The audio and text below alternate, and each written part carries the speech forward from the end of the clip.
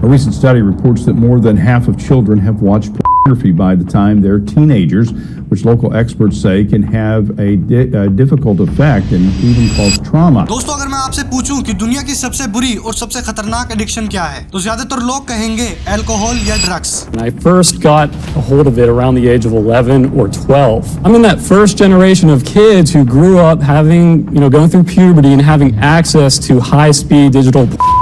हाँ, अल्कोहल और drugs dangerous होते हैं, लेकिन एक और एडिक्शन है जो उतनी नहीं बल्कि कभी-कभी उससे भी ज्यादा डेंजरस हो सकती है, addiction.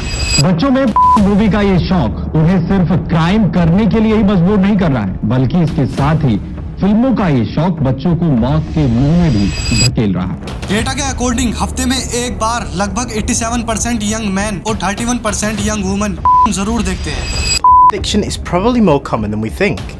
This condition can significantly impact your life and the lives of those around you. इतना ही नहीं बल्कि दुनिया भर में हर सेकंड करीब 28,000 लोग गूगल पर सर्च करते हैं। A new study found that most kids are seeing adult material online by the age of 12, but many of them are actually 10 or even younger. Total internet searches में से 25% pornography search हो रहा है। It used to be that teens weren't exposed to pornography until around the ages of 13 and 14.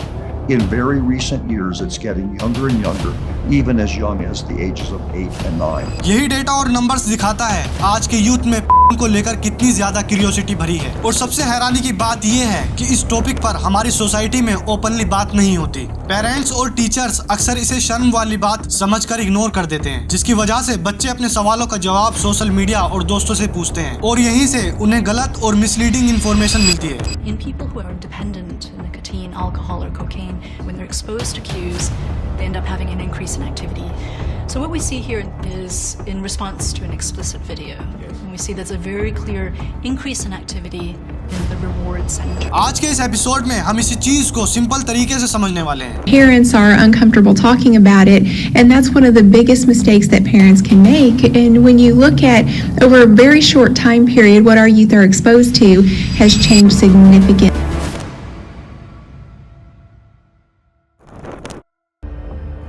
दोस्तों, आज के time पर कॉर्नहब website पर हर रोज 80 मिलियन से ज्यादा लोग विजिट करते हैं। यहीं से हमारा पहला सवाल उठता है कि आखिर कैसे ह्यूमन ब्रेन इसका एडिक्ट हो जाता है। तो जब बॉडी में हार्मोन्स सडनली इंक्रीज होते हैं तो नेचुरली काफी चेंजेस देखने को मिलते हैं। जैसे बॉयज में एक्ने आना स्टार्ट हो जाता है और उनकी वॉइस थोड़ी हैवी हो जाती है। वहीं पर गर्ल्स में पीरियड्स स्टार्ट हो जाते हैं और इन्हीं हार्मोनल चेंजेस की वजह से सेक्सुअल डिजायर्स फील होना स्टार्ट हो जाती है। हमारे दिमाग में नए थॉट्स आने लगते हैं और किसी के लिए भी अट्रैक्शन डेवलप होने लगती है। एंड इसी फेज में अपोजिट जेंडर को लेकर क्वेश्चंस खड़े होते हैं। अब देखा जाए तो ये सब नेचुरल लगता है, लेकिन आज के टाइम पर ये हार्मोनल चेंजेस पहले के मुकाबले जल्दी देखने को मिलते हैं। तो अब यहाँ सवाल आता है कि आखिर क्यों? इसके लिए जरा आप इस डेटा को देखिए। 19th सेंचुरी के टाइम पर गर्ल्स में फर्स्ट पीरियड यूजुअली 15 साल की एज में आता था और बॉयज में प्यूबर्टी के साइंस जैसे वॉइस चेंजेस, एक्ने निकलना करीब 17 साल की एज में आता था। लेकिन आज के टाइम पर ये एज काफी शिफ्ट हो चुकी है। अब गर्ल्स को प्यूबर्टी और पीरियड्स 8 साल से 13 साल के बीच ही स्टार्ट हो जाते हैं और बॉयज में भी ये प्रोसेस 9 से 14 साल के बीच स्टार्ट हो जाता है, जिसकी सबसे बड़ी वजह सोशल मीडिया और इंटरनेट है। Social media